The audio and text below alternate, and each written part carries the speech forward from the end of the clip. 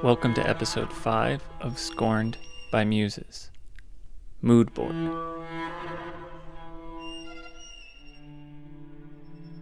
There was an article that was published recently titled Mood Over Content.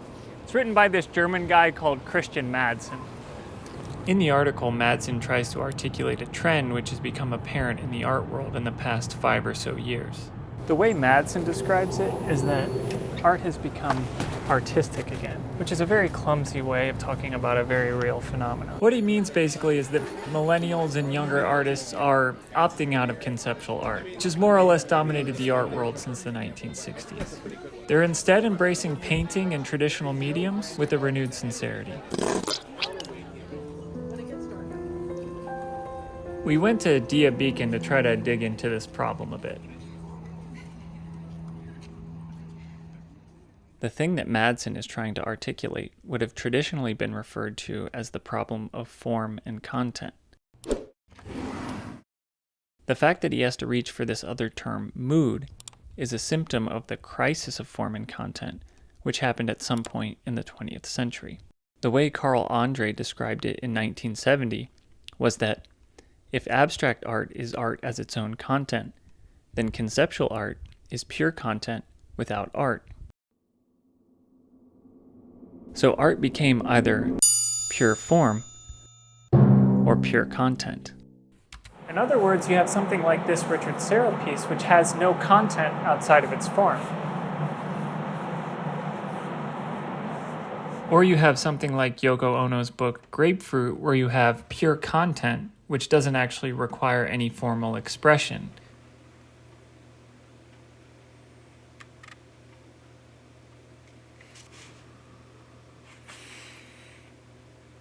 The thing which matters is the concept, hence conceptual art. In the battle of form versus content, content seems to have won. Conceptual art had become nearly ubiquitous amongst all serious art institutions, at least until recently. Now, I do want to look at the way that millennials have rejected the tradition of conceptual art. But first I want to look at the work of a millennial artist who has not rejected conceptual art. His name is Cameron Roland. He's very successful. His work has been on the cover of Art Forum, and right now he has a show up at Dia Beacon. The show is called Properties.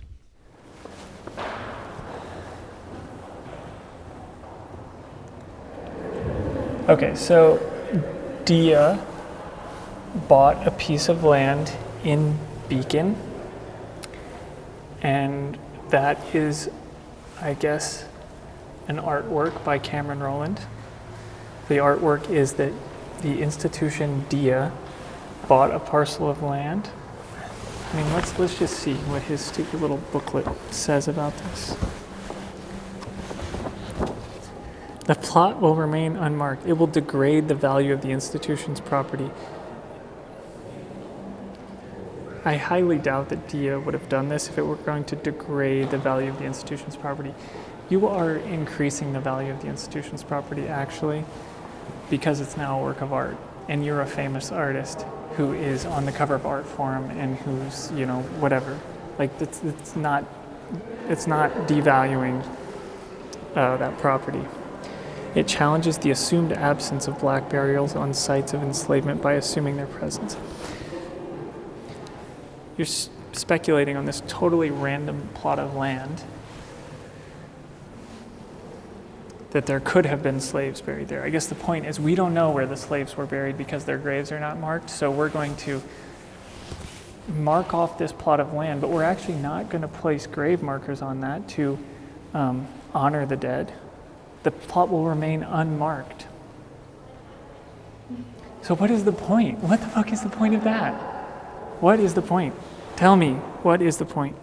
Okay, if the point of this whole thing seems to be bearing witness to atrocity, Roland is asking us to bear witness to the atrocities which mankind has perpetrated against black enslaved people. And yet you're not actually providing a means to bear witness. you're actually just making people confused. And nobody's going to read your stupid little text. I wonder if we can ask them at the front desk where this is. Does this guy work here? Oh, I think so. Excuse me.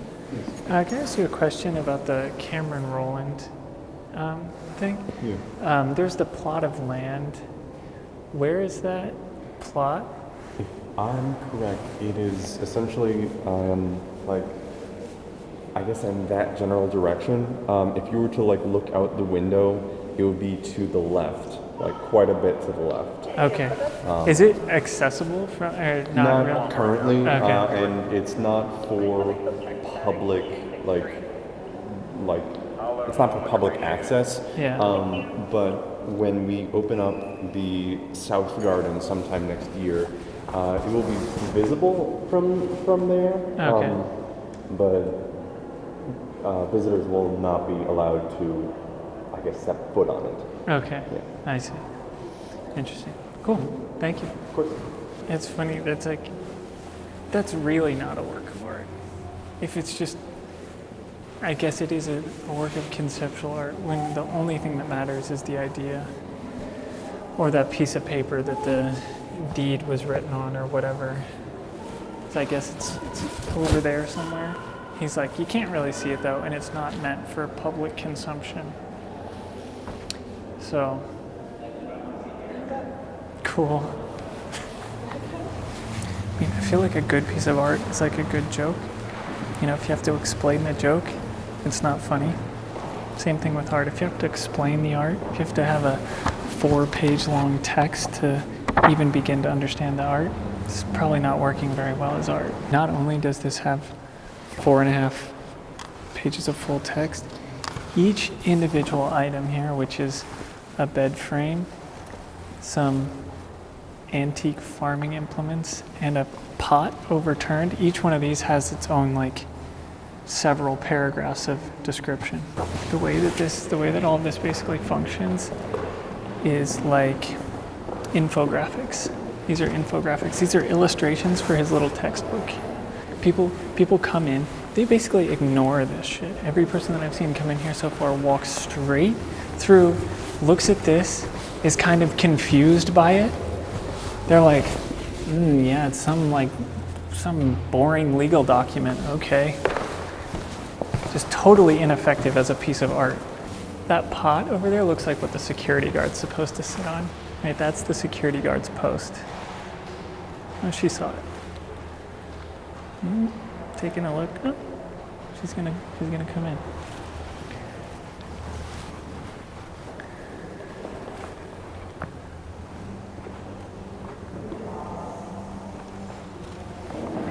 People are so conditioned by now to realize that they actually can't have an aesthetic experience with the work. Right? You just walk past, you glance at the thing, and then you're like, okay, this thing over here is going to tell me what this work is about. And then you look at this, and it's totally baffling. This like totally baffling legal document, and you're like, why does that have to do with anything else in this room? I doubt actually most people even realize that everything in this room is from the same artist.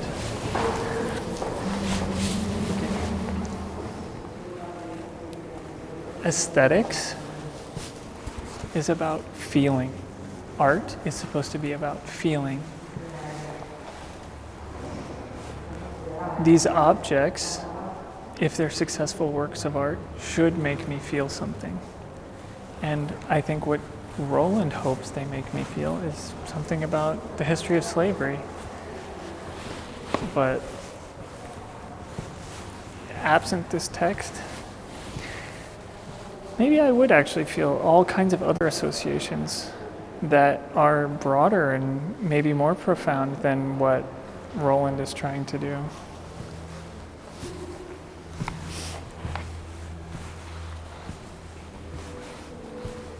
There's actually good art in this museum, though. Maybe we should go look at some good art that's in this museum.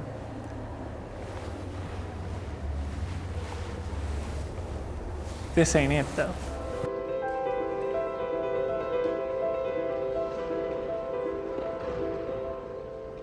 It's like, you know, your paintings they just got shipped and you didn't even bother. Actually, you don't like it that much, so you want to keep it in the wrapping. And you're like, oh, that's kind of cool. Also, then there's just a bunch of like dust in the floor. This is like what we call mid-install. And then you have these like ghostly sperms flying around. Also, I just want to like rip it off. What the hell? This one sucks.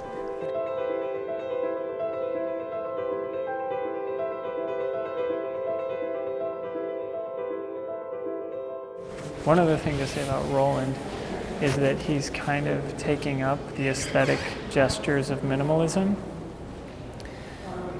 but going against the very idea of minimalism, or the very idea of, these artists wouldn't have called themselves minimalists actually, but the kind of work that people like Judd or Smithson or Sarah or Robert Morris would have been making is what has come to be called minimalism.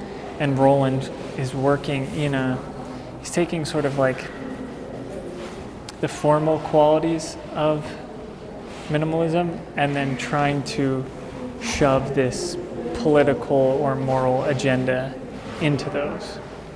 When the whole point of all of this stuff was to empty it of all association to anything but itself. It was pure immediacy of form, pure immediacy of aesthetic experience, and pure freedom. I mean, it may read as boring,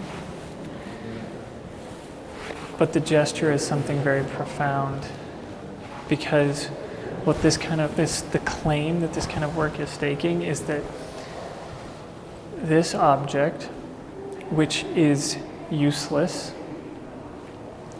right? You can't eat it, you can't sit on it, it can't take you to work.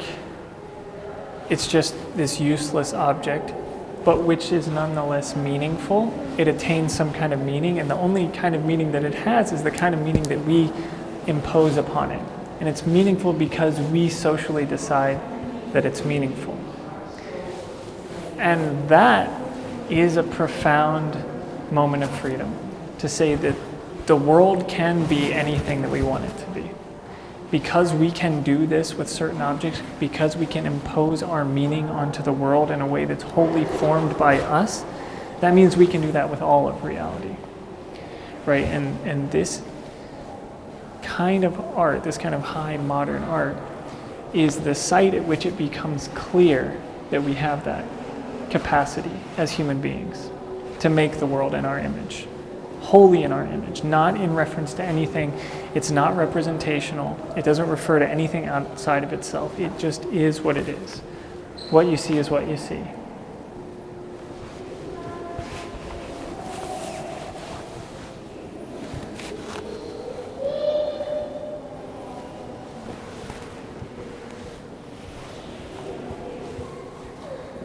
I mean, these aren't my favorite Judds. I don't think these are actually particularly beautiful, these Judds. But what they do is admirable. Or what the attempt is admirable. These I find to be a bit more beautiful. And these things don't always have to go hand in hand, you know. Aesthetic experience and beauty, or something having an aesthetic quality and something being beautiful. Because beauty is it's really just pleasure that one gets from a feeling. And aesthetics, as Hegel said, is the science of feeling. So what does one feel when one stands in front of a work of art?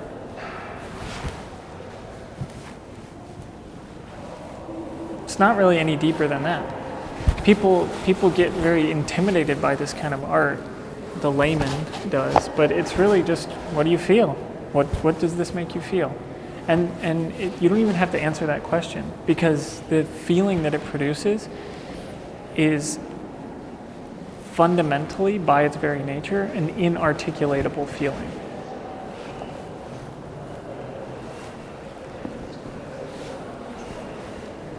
It defies language.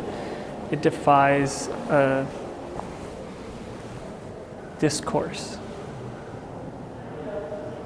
It defies language. It defies discourse. It's feeling. It's not idea. It's feeling. And what conceptual art did is it emptied art of feeling. And if you empty art of feeling, then you don't really have art.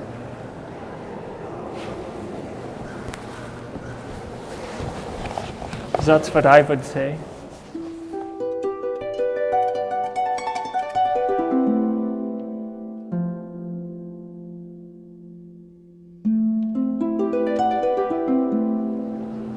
Do you think this girl over here chose her outfit to match the carpet, or do you think that's a coincidence?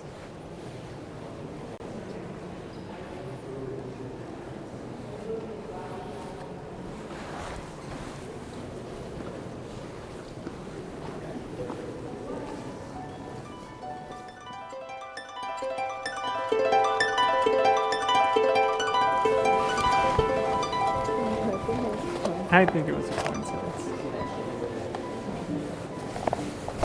Really, with conceptual art, when the operative component of the work is the idea, that the only thing you have to respond to in the work is the idea, then the only way to judge the quality of the work is whether or not you agree or disagree with the idea. You know, it's not like you can have this visceral, sensuous, either attraction or repulsion to the work. It's just about the idea, so you have to think about whether or not you agree with the idea or you disagree with the idea. And when the ideas are just about some kind of moral or political message, then the work just becomes, or understanding the work just becomes about whether or not you agree with or disagree with the political or moral agenda of the work. And that actually makes it very easy for curators to decide what they're going to put up in a museum, because they don't actually have to think about the quality of the work. They don't have to think about aesthetics. They don't have to think about whether or not their museum goers are going to fall and break their neck.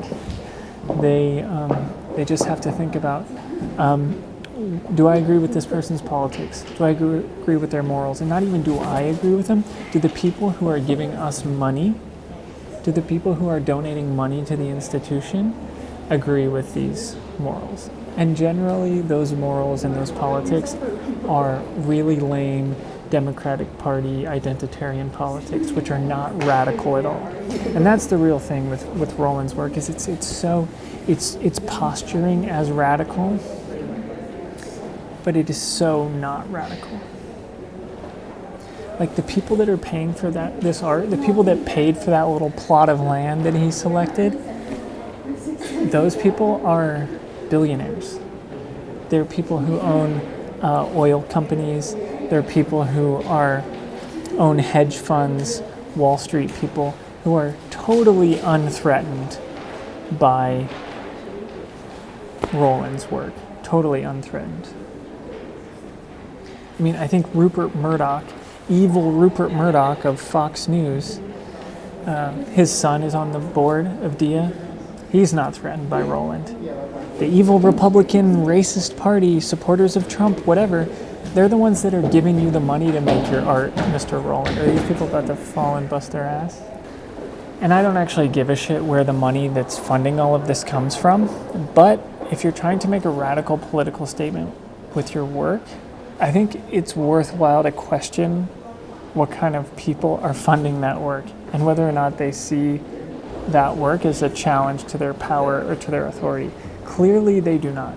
Clearly the billionaires of Wall Street and the oil industry don't give a shit.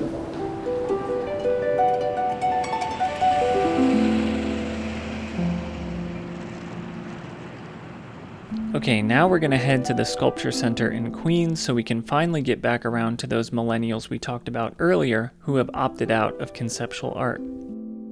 This has become most clear to me in painting, particularly with a lot of stuff I see coming out of 15 Orient Gallery, who I think were influential in shaping some of the trends we're seeing in painting. Madsen, the author of the Mood versus Content piece, even mentions Tarwuk, one of 15 Orient's artists, as a prime example of an artist concerned with mood. But here is where I want to push back on this concept of mood. That feeling one has when one steps into a gallery of carefully arranged works of art is something that Madsen would call mood, but the philosophy of art would simply call it an aesthetic experience. And the richness of the aesthetic experience comes from the successful management of form and content by the artist. As we saw earlier, the reduction of art to either pure form or pure content proved to be a dead end. The work that a certain contingent of millennials are angling towards in the present is an art that attempts to rebuild a bridge between form and content. Yet many of them still have the gum of conceptual art stuck to the bottoms of their shoes.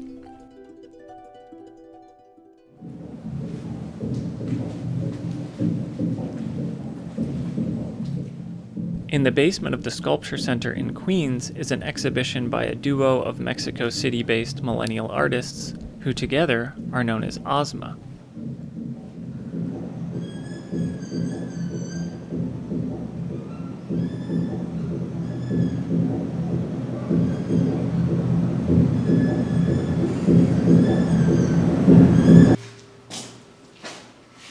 What Roland's work withholds, this installation offers in spades, namely feeling, or if we want to go back to Madsen's formulation, mood.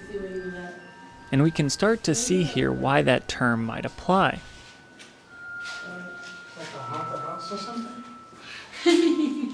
These people were part of a group of students from Hunter College, touring the museum as a field trip for their installation art class. They were right.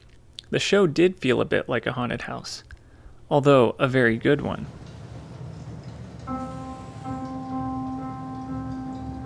Ozma has built a sensuous world. I felt transported. Ethereal music, strange metallic orbs, colored lights, and mysterious encounters with sexy puppets, lounging and inviting you to join them on the floor for a casual game of poker. It all feels like it means something, but the meaning is not quite clear. Like a dream.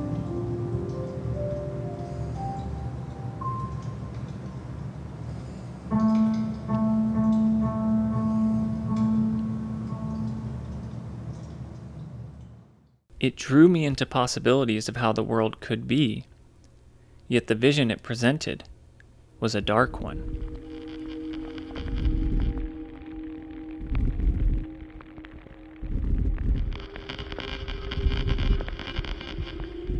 Upstairs on the ground floor, a different millennial artist, Álvaro Urbano from Spain, conjures a similarly dark mood with an exhibition titled Tableau Vivant.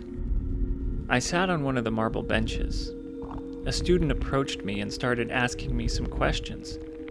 She was having difficulty making sense of the work. She said that she found the installation beautiful, but that she felt somehow repulsed by it. Her repulsion, she said, came from the fact that she didn't know what the work stood for. She's a dual major in environmental science and art, and she thinks that art should perform a social good. It's not clear what social good this work performs. It's too ambivalent for her. But its beauty lies in that ambivalence.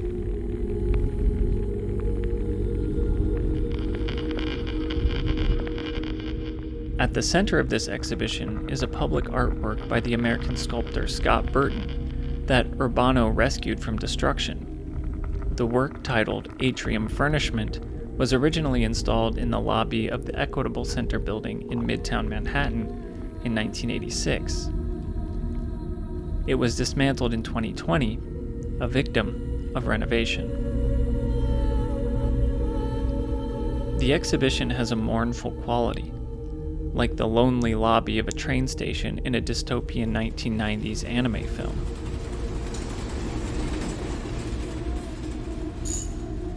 Urbano mourns a future which could have been, a bit of 20th century American optimism reduced to a ruin.